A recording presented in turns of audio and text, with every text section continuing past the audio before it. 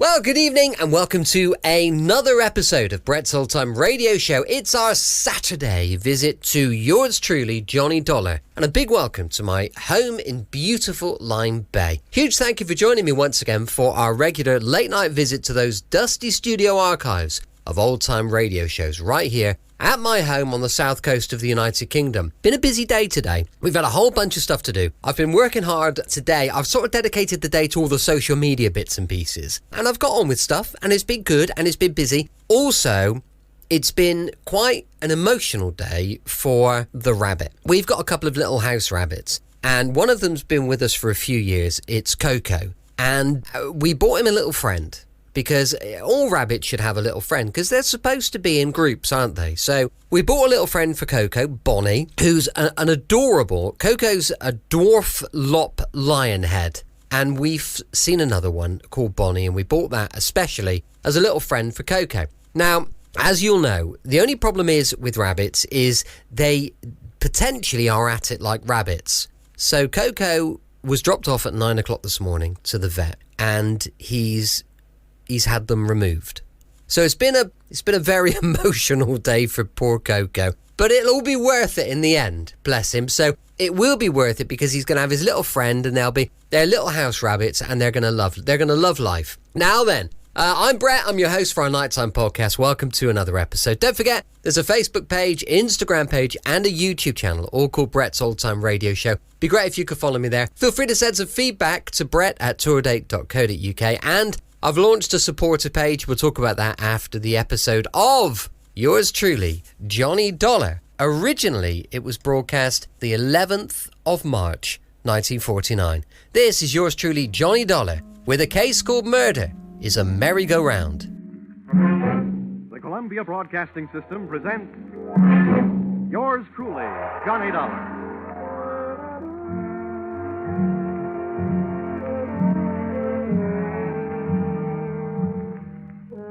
The next half hour has its baggage packed to take a trip with America's fabulous freelance insurance investigator, Johnny Dollar. At insurance investigation, he is just an expert. At making out his expense account, he is an absolute genius.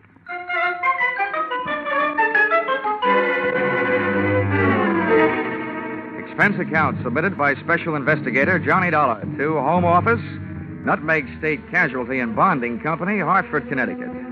The following is an accounting of my expenditures during investigation of series of accidents affecting your policyholder, the Funfair and Weatherly Carnival shows, or how I went for a spin on a case we might refer to as Murder is a Merry-Go-Round.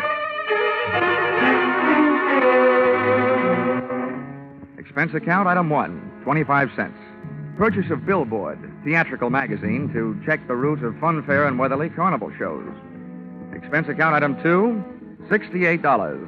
Air and train fares to Talladega, Alabama. Item 3, $1.10. Cab fare in what was only a fair imitation of a cab from Talladega Depot to the dusty vacant lot, which had overnight found itself wearing theatrical makeup.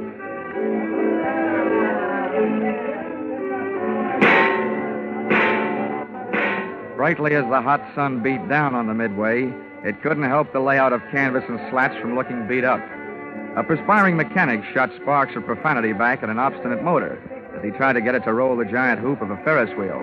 I asked him what he knew about the accident of a week before when a car dropped off the same Ferris wheel, badly injuring 3. He was charming. Listen, pretty boy, don't go getting nosy around here. The Joe in charge of the electric scooter concession was just as sweet. On the subject of how come one of his scooters blew up a few nights back, sending a citizen to the hospital, he just didn't feel like talking. If you ain't a cop, start moving. If you are, where's your warrant? I was just asking the pilot of the giant airplane spin who he thought might have cut the cables the night one of his wallboard gliders took off across the carnival crowd, crashing and busting up a few more customers, when I got a canvasman's version of a sharp answer. A tent stake right behind my ear.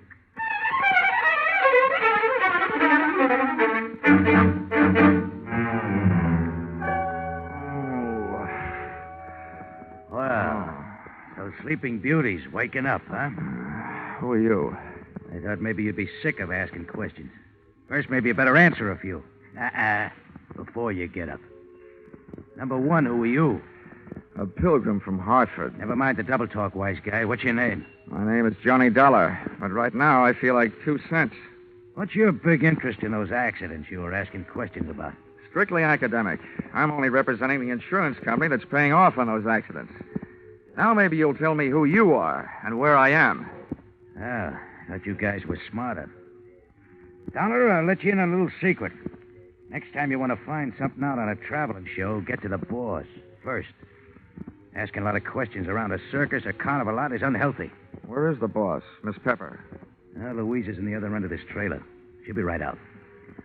Now, okay, you can get up on your feet. Oh, thanks. I hope you don't mind if I don't stay up on them. I feel more like sitting down. Go ahead. You still haven't told me who you are. My name's Brennan. Oh, yeah, Shanty Brennan. Yeah, you're the general manager of the show. They told me all about you. Louisa Pepper's right arm and strong arm. How long will she be? Yeah, she's getting dressed. Just finished taking a nap. We drove all night to get here. How about having a blast with me while you're waiting? No, thanks. I haven't enjoyed a noon bottle since I was 2. But don't let me stop you. Thanks. Oh. You sure you won't have one? I'm sure. Brennan, the insurance company's been checking up on your show. The police chiefs in the last 10 towns you've played say it's a clean one. We haven't got a pickpocket or a grifter on the lot. But plenty of trouble, huh, during those past 10 stops? At least once a night somebody's got hurt. But never any of us. It's always one or two of the townies, the citizens. Last night a car on the whip cut loose. That sent 4 to the hospital. 4 more insurance claims for nutmeg state casualty and bonding, huh? Yeah, and one more town we won't be able to play again for a couple of years. It's a wonder we didn't travel out of that town last night by rail, tarred and feathered. For 10 straight nights now, you've had at least one big accident every night. What's your guess, Brennan? Has fate taken a steady job on your show, or is somebody out to get you? Somebody's out to get us. Okay, well, do you have any idea? Oh. Why didn't you tell me we were entertaining a gentleman, Shanty? I'd have put on some more clothes. It would have taken a lot more clothes to cover all there was of Louisa Pepper. She looked like an aging Cupid doll, but even in a carnival, she was no prize. I didn't like the look in her eye. It looked much too friendly. So right away, I decided to change the unspoken subject. Miss Pepper, I'm here on business, insurance. Sorry, we're not buying any. And I'm not selling any. The way things have been going, the insurance company I represent would probably like to buy some of yours back. Oh? Yeah. I'm from the Nutmeg State Casualty, investigating the accidents. Hope you find out more than we've been able to, and fast, before we go broke. The word's traveling one town ahead of us. They got us pegged for a dangerous midway. Have you been using police protection? 20 extra cops a night at $10 a cop. So, night before last, a guy winds up with a hammer to try and ring the bell and win a cigar. The top of the hammer flies off and almost brains a cop. Around this show, the police need protection. I see what you mean. How are you fixed for people who don't like you? We got many to choose from? Dollar, we treat our help fair and square. We know them all and trust them all. Fire anybody lately? Nobody. The only ones who left were floaters. But none of them had a beef. Okay, Miss Pepper. Now think back. In all your life, who do you know who'd most like to see you have a real bad time? Only one guy. And he's not around. Dead? As good as. He's in jail. Has been for the last 8.5 years. That's a long time. How long did he go up for? 10 years. What are you thinking, Dollar? I'm thinking that with time off for good behavior, maybe he's not in jail. Not in jail? Shanty, he's got to be in jail. He's got to be, I tell you. You told me you were keeping... All right, break it up, Louisa.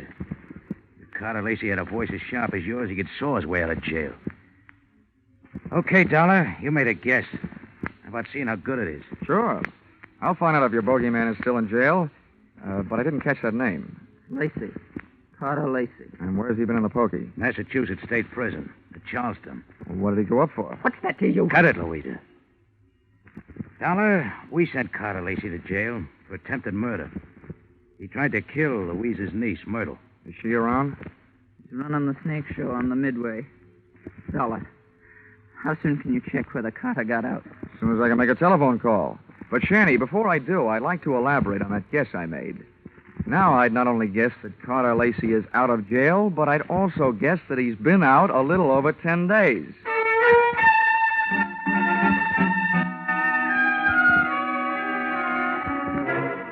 Expense account, item 4, $3. Telephone call to Massachusetts State Prison, confirming both of my guesses.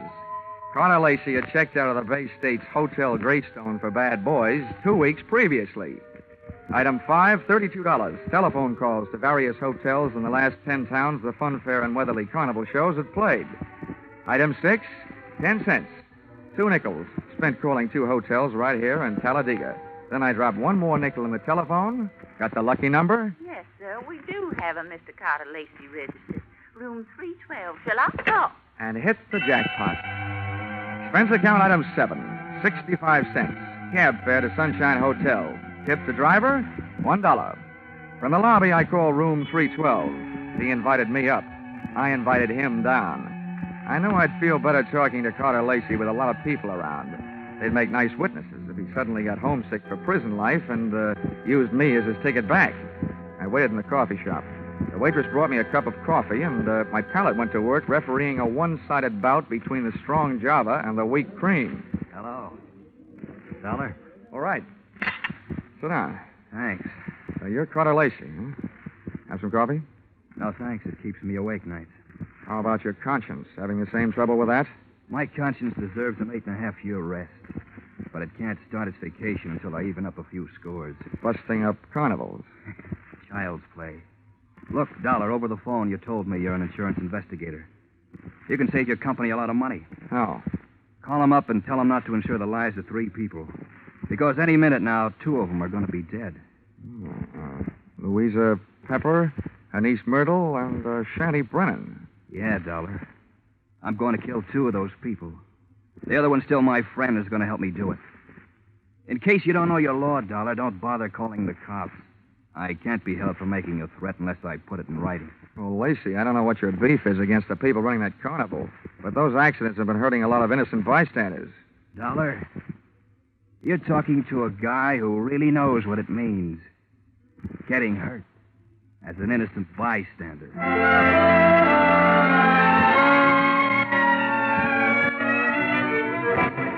Expense account, item 8, $25. Retainer to local detective agency hiring shadow for Mr. Carter Lacey.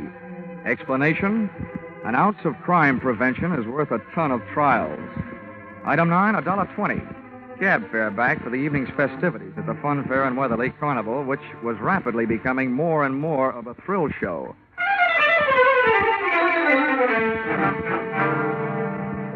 Expense account, item 10, 30 cents. Down payment on ulcer, eating supper at what the carny people call a grease joint. I made my way among the trailers that were lined up behind the midway, and as I looked for the one housing Louisa Pepper's snake-charming niece Myrtle, the burning sensation around my heart wasn't all caused by the hot dogs I'd just eaten.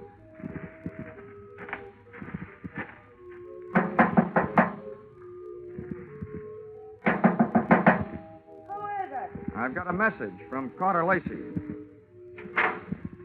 What did you say? I said I've got a message from Carter Lacey. For you and your Aunt Louisa, Shanty Brennan. You're the only one I haven't met yet, so I thought I'd deliver it to you first. Where is he? In town. Got any snakes in the trailer? No, of course not. All right, then. How about inviting me? Are you the insurance guy they told me about? Yeah, that's right. Okay, come in. What did Lacey say? He said that he's going to kill 2 of the 3 of you. Which 2? Didn't he say? No, he didn't. He just said that 2 of you are going to get it. And that his one friend among you, the remaining one, is going to help him do it. He'll do it. He hates us. I know he'll kill us. You say Louisa and Shanty don't know yet? No, they don't. You're the first to know. Well, then wait here. I'll run tell him. I'll stop back here before I go into the tent to do my next show. Grab yourself a drink. I'll be right back. But she wasn't right back, and it's just as well she wasn't. She might have interrupted me while taking a sightseeing trip through the drawers in the trailer's built-in bureau. The piles of silky nothings that give gals that certain something didn't tell me anything I hadn't known about women before. But a little black book stashed among them did. I needn't have rushed my search, though, because Myrtle Pepper was still gone after 10 minutes. That's about the time I headed back to her Aunt Louisa's trailer, pulled open the door, and walked in. You scared me, Dollar, barging in like that. Mr. Dollar, I told you I'd be right back. Did Myrtle here deliver Mr. Lacey's little love letters? Yes, the fool. He always was a fool. He can't kill us. You mean it's against the law? I mean, it's impossible, that's all. Look, Miss Pepper, you and your niece here are both plenty scared. While you're out shaking those cooch dancers you got working over on the Midway. Myrtle, have you told Shanny about Lacey's threat? Yeah, I met him on the way over here. Asked him if he'd feed my snakes before showtime. They're dangerous to work with if they're hungry. Yeah, I told him. He said he'd join us here. What did he say when you told him? He said if Lacey had one of us helping him, then the three of us had better stick together so we could at least watch each other. Smart man. He had a good idea. I see the three of you had better stick close to each other, beginning right now. Come on. Where are we going? Over to the snake tent. And when we get there, Myrtle, you'll be the only one of us who'll be among friends.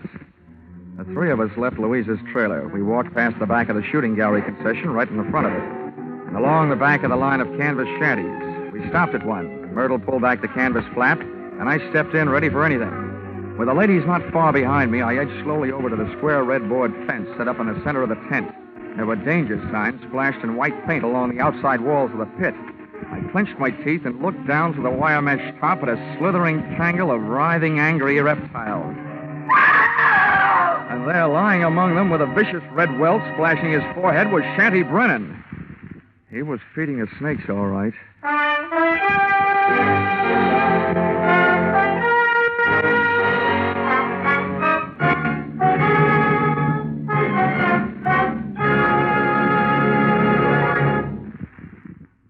In just a moment, we'll return to the second act of yours truly, Johnny Dollar.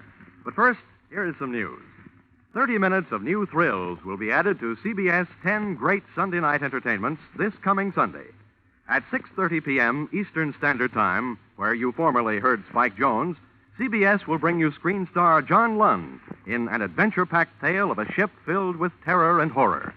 This story, A Shipment of Mute Fate, starring John Lund, is the first of 3 special broadcasts from CBS' famous Escape series. It will be heard over most of these stations immediately preceding a familiar show which brings you a different kind of escape, The Jack Benny Show. And now, back to yours truly, Johnny Dollar.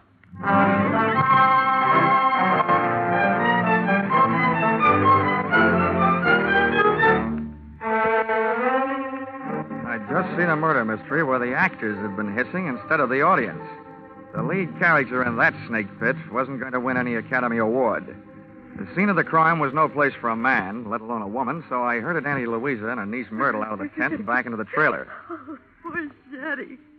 How horrible. Yes, I was wrong, Dollar, when I said Carter Lacey couldn't do it. What's going to happen to us? According to what Lacey told me, Myrtle, what's supposed to happen is only going to happen to one of you.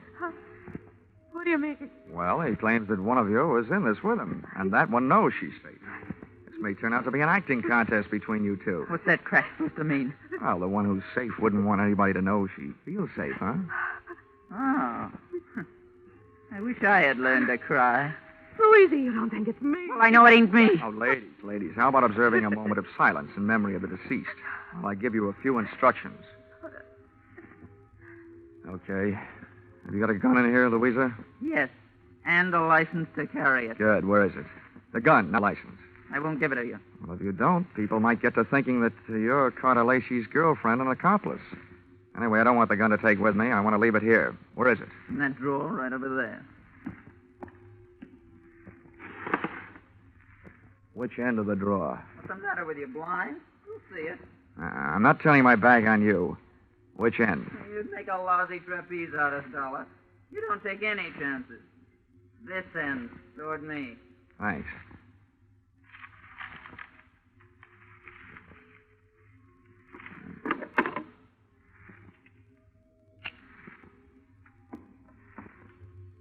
Well, now where are the keys to the car I hitched to the front of this land yacht? What are they for, Dollar? Just another chance I'm not taking. With those keys in my pocket, this trailer won't be joyriding anybody off into the night. Where are they? I'll get them for you. Wait a minute, Myrtle. How come you know where Louisa's keys were? Yeah, Myrtle. How come? Well, they're laying right there in plain sight. Oh. Thanks. Now I'm going out and call the police. Louisa, I want you to get into that chair down at the other end of the trailer. Okay, General. You got the gun. And you, Myrtle, get on that bunk down at the other end. I don't understand all this. And now, ladies, while I'm gone, I don't want one of you gals to be knocking off the other. But on the other hand, I can't leave you here without protection. So I'm leaving the gun right here on this table in the middle of the trailer. And if Carter Lacey comes knocking at your door, you can have yourselves a race for the gun.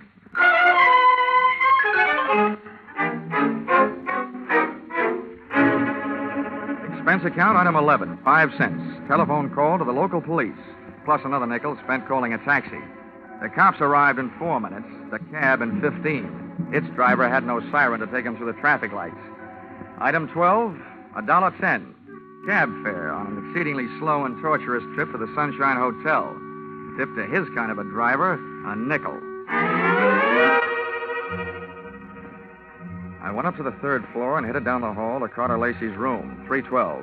I rapped for an entrance, but all that came back was an echo.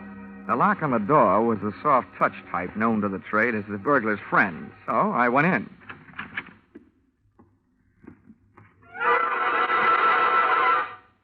Stars fell in Alabama? Oh. Stiffs fell in Alabama tonight. Oh, Operator, this is an emergency call. Let me have the Talladega police, will you? Hello? Police department?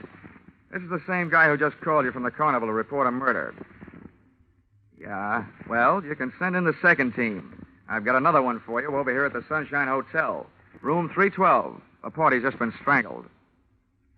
Yes, I'm sure. Lots of bruises and deep-set fingernail marks on the throat. Sure, I know who it is. The name of the deceased is Myrtle Pepper. Myrtle Pepper certainly had been a fast worker. She not only had beat me down to the hotel, she'd managed to get herself killed in the bargain.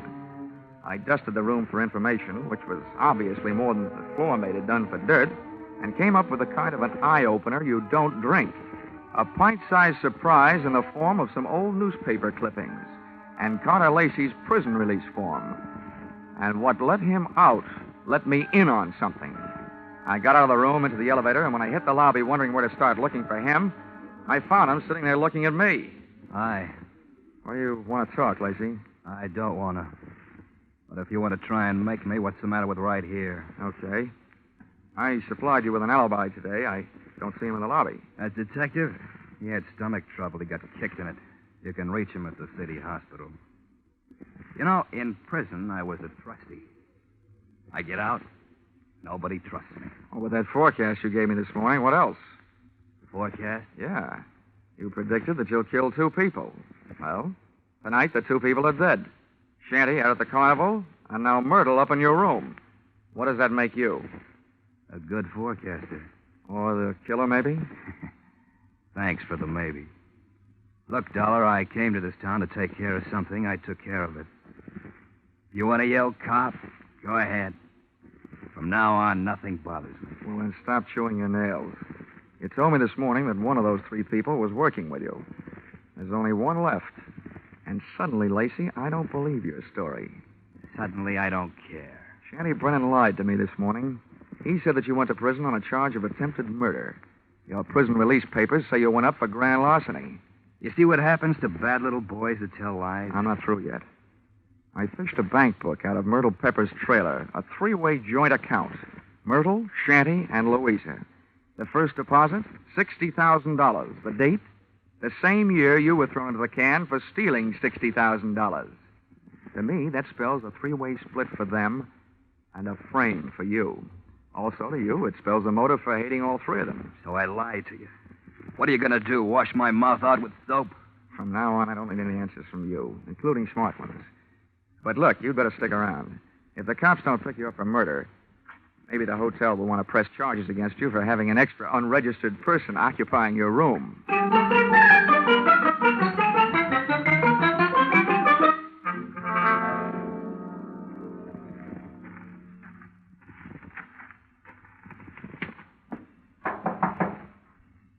Who is it? Johnny Dollar. Oh, wait a minute.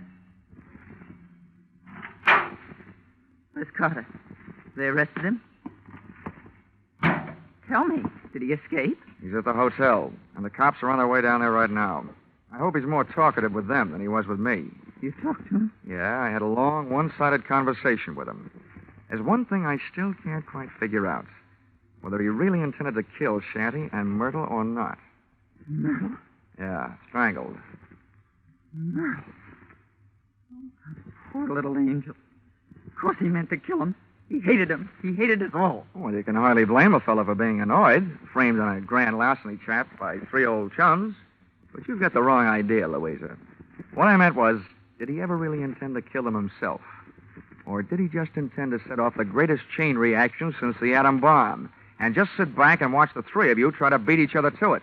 Well, that's crazy talk. Yeah, like a fox, maybe. He made his threat to me knowing I'd carry it back to you. I say you because you're the only one left. You see, he set himself up as a patsy. He'd been framed by you once before. To me, it looks like Carter Lacey learned a few things about wrong people during that 8-year stretch. Namely, that they never trust each other. You're absolutely nuts, Dollar. I think you'd better get out of here. Go peddle your insurance. The cops will take care of Mr. Lacey. I don't think they will, Louisa. Why not? Myrtle was strangled. That's the kind of murder a man would commit. Well? But there was a set of deep fingernail marks on her throat. And Carter Lacey bites his nails. So maybe you'd better get yourself a manicure before the police arrive. Thanks for the advice.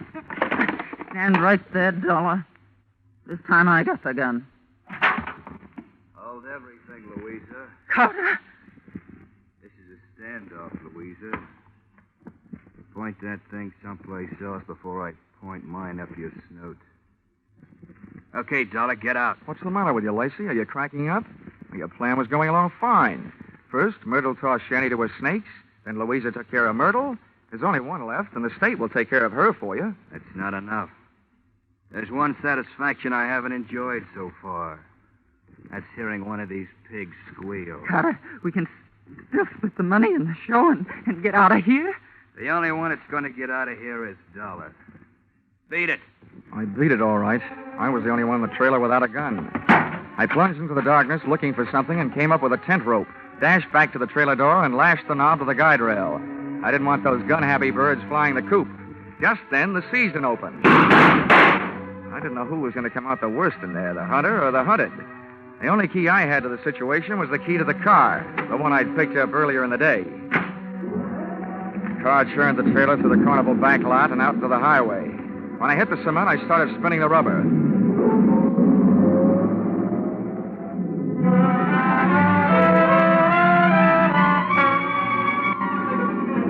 Just as we hit the streets of the sleeping city, things woke up. Whoever was left back there snapped a shot at me through the trailer's front window. The second shot was my cue to try to ruin their aim by playing rockabye trailer, swinging the car from one side of the street to the other. Just as the not-so-sharp shooter made another try, I picked up just what I was looking for, a game of tag with a police patrol car.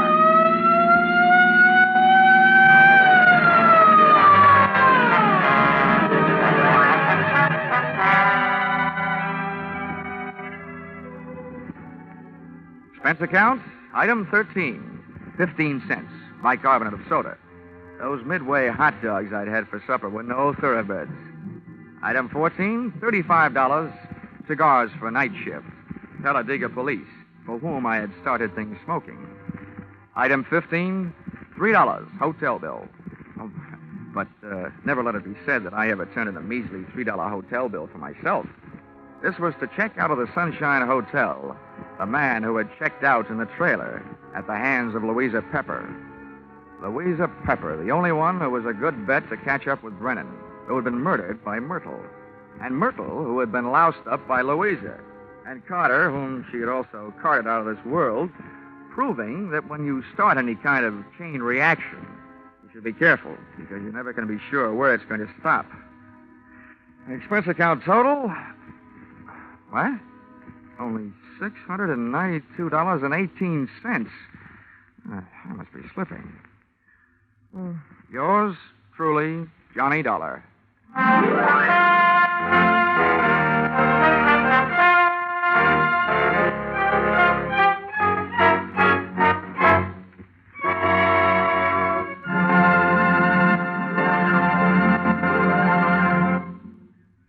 madman of music is moving. Yes, Spike Jones, formerly heard on CBS on Sunday, is already unpacking his famous collection of flit guns, dishpans, and other instruments, ready for tomorrow night's premiere broadcast as a CBS Saturday star. Hear the Spike Jones Show on most of these same stations tomorrow night at 7 o'clock Eastern Standard Time, when it joins Vaughn Monroe, Gene Autry, Gangbusters, and Sing It Again as a regular Saturday night CBS feature.